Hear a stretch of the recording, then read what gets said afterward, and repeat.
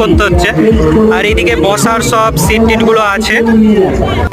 তো ইলিশ উৎসবে এবার আমরা চলে এসেছি একটা স্টলে। তো এখানে বিভিন্ন ধরনের দেখতে পাচ্ছি আইটেমগুলো রাখা আছে। তো এটা তুমি এখানে কিসের স্টল দিয়েছো? এটা ইলিশের একটা কম্বো। কম্বো, আচ্ছা। এটা প্রাইস কত আছে? 399।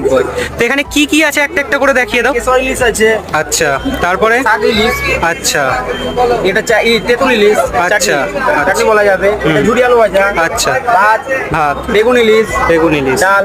ডাল। এটা একটা কম্বো, একটা থালি। আচ্ছা, তো এটা খেতে গেলে কোথায় আসতে হবে? আমাদের ম্যাকেনজি মার্টে, তাই তো?